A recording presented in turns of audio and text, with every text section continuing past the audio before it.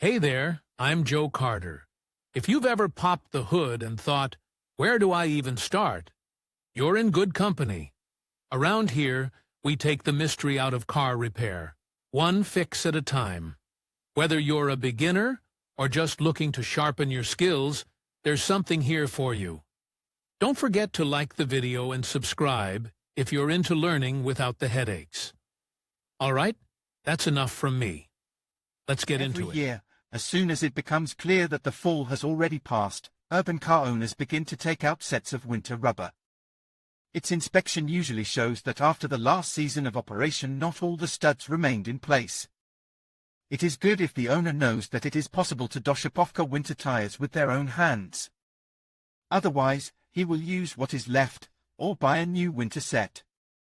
To assess the suitability of the cylinder for use, you need to know, a winter tire must be studded in such a way that there are at least 8 studs on the spot of contact with the road surface. Number of studs in the contact patch. A passenger car with a mass of about 1.2 tons has a weight of 300 kilograms per wheel. With a tire pressure of about 2 kilograms per centimeter 2, the contact patch area will be approximately 150 square centimeters. This means that the tread of a new 155 mm wide studded tire should have 8 studs for every 10 centimeters of circumference length. For satisfactory traction, no more than 20% of the studs may be lost. That is, you can have 6 to 7 studs in the contact patch. If you have fewer studs, the tire must be retreaded. Before you do this, measure the remaining tread height. A tread height of less than 4 to 6 mm indicates that the tire should not be respiked, but replaced with a new one. Design of snow studs. All studs for tires of serial passenger cars consist of a body and a carbide core protruding from it. For better retention by the rubber of the tread, the body has 2 to 3 flanges. The material for their manufacture can be either steel or plastic. The flanges of repair studs have a slightly larger diameter than ordinary studs, since flanges of the same diameter will not be held by the broken hole. Design of the spiking mandrel. The mandrel consists of 2 parts, a thick-walled metal tube with an inner diameter slightly larger than the diameter of the flanges of the repair stud. Its length should be a few centimeters longer than the width of your palm. A piece of steel rod that fits snugly into the tube. Its length should be equal to the length of the tube. Sewing by hand. In order to hammer the studs into the tread, a piece of thick board should be used as a support for the tread. It should be placed on the workbench and attached to it with a nail or self-tapping screw. The upper end for the convenience of work should be slightly above the waist. So, studding. Wash the tire. Clean the holes for the studs from dirt. Slide the tire onto the end of the board.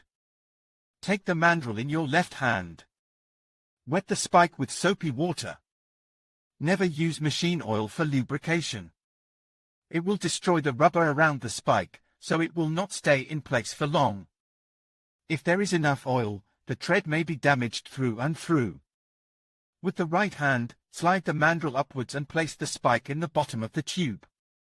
Place the mandrel with the spike on the hole perpendicular to the tread. Take your hammer and drive the spike into the rubber with a single blow on the end of the mandrel sticking out from the top. If the hole is too wide and the repair stud won't hold, no glue will help. Find a suitable spot nearby, poke the hole with a thick awl and drive the stud into it. Hopefully, studding tires with your own hands no longer seems unrealistic to you. How to save studs. Many sources advise to run in studded rubber on dry and clean asphalt, without waiting for snow and cold weather. They motivate the necessity of running in by the fact that during its time the studs will fall into place and the tread will wipe off the technological lubricant.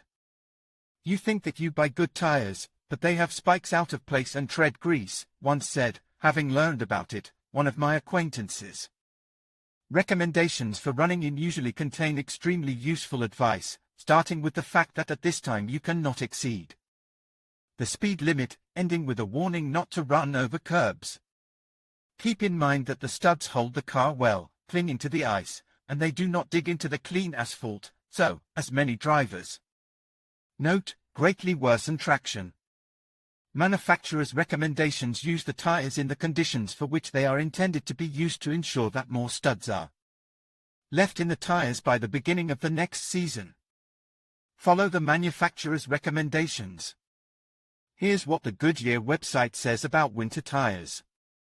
They are designed for driving at temperatures below 7 degrees Celsius and in harsh winter conditions. Winter tires use technologies that improve traction and braking on snow and ice surfaces. At the same time, there is no mention on their website of the need for a run-in period. The Nokian tires warranty does not mention running in either. However, an online consultant on their website told me the following: the optimum temperature for replacing summer tires with winter tires is between +5 and +7 degrees Celsius. After installing the tire, is recommended to immediately run it in. Running in takes place for the first 500 to 800 kilometers. During this period you should not brake or move off sharply. The speed should not exceed 80 kilometers per hour. It is also contraindicated to maneuver vigorously, quickly changing the direction of travel. Limitations on the permissible speed and wheel load any manufacturer indicates on the side of the tire. You just need to know how to read them. It is about the load and speed index. They are indicated next to the tire size.